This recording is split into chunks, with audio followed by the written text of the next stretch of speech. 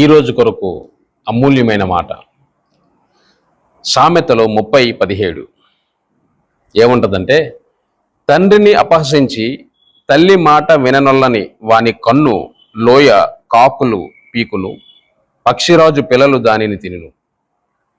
ఈ మాటను మనం ధ్యానం చేద్దాం. ఇక్కడ మనం చూస్తే తండ్రిని అపహసించిన వాడు, తల్లి మాట వినని వాడికి వచ్చేటటువంటి ప్రమాదాన్ని సూచిస్తున్న వాక్యం.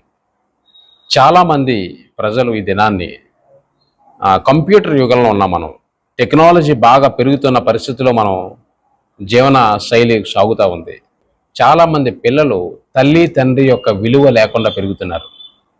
తల్లి తండ్రి కష్టపడి వారిని పోషిస్తున్నప్పటికీ, పెంచుతున్నప్పటికీ, ఎంతో శ్రమపడి మరి వాళ్ళని చదివించి చేస్తున్నప్పటికీ పిల్లలు ఆ కష్టాన్ని తెలియకుండా సుఖంగా పెరిగి వాళ్ళు పెద్దవాళ్ళు అయినప్పుడు వాళ్ళ కష్టాన్ని బట్టి, తల్లిదండ్రుల యొక్క కష్టాన్ని బట్టి ఉద్యోగం వచ్చినప్పుడు తల్లిని తండ్రిని పక్కన పెట్టి వాళ్ళ యొక్క సొంత సుఖాల కోసం పరిగెడుతున్న రోజులు.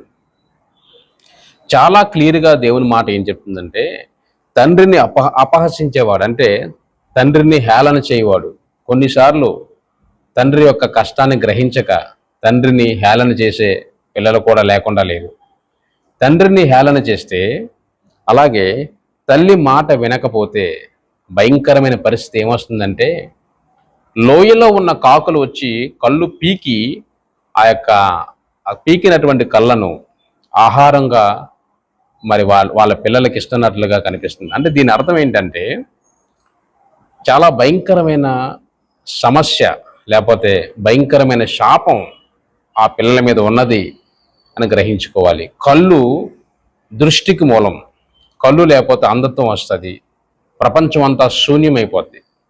ఎంత ఎత్తు ఎదిగినా సరే పిల్లలు తల్లిదండ్రుల్ని సన్మానించకపోతే, వారిని జాగ్రత్తగా చూసుకోకపోతే వాళ్ళ యొక్క జీవితం అంధకారంగా మారిపోద్ది అనే అర్థాన్ని ఇస్తుంది. చాలామంది డబ్బున్న వాళ్ళు, చదువుకున్న వాళ్ళు, గొప్పవారైనప్పుడు తల్లిని తండ్రిని ఓల్డేజ్ ఆర్ఫనేజెస్లో పెట్టడం వల్ల, వాళ్ళను తీసి పారేయడం వల్ల, వాళ్ళను అపహసించడం వల్ల వాళ్ళు ఎంత ఎత్తు ఎదిగినా సరే చివరికి వారి యొక్క గమ్యం అంధకారమే అనే మాటను మనకి జ్ఞాపకం చేస్తుంది. కాబట్టి నా ప్రియ సహోదరి సహోదరుడా, నువ్వు ఎంత గొప్పవాడవైనా నీ తల్లి తండ్రి లేకుండా నీకు జన్మ ఈ లోకంలో రాలేదు. సృష్టికర్త దేవుడైతే నిన్ను సృష్టించింది నీ తల్లి తండ్రి అనే సంగతి మర్చిపోకుండా వారిని సన్మానించు. ఒక మాట ఉంటుంది బైబిల్లో కూడా, తల్లిని తండ్రిని సన్మానించు వారికి దీర్ఘాయువునిస్తానని చెప్పి మాట కనిపిస్తుంది. అంటే నీకు ఆయుష్ పెరగాలంటే నీ తల్లిని తండ్రిని సన్మానించాలి.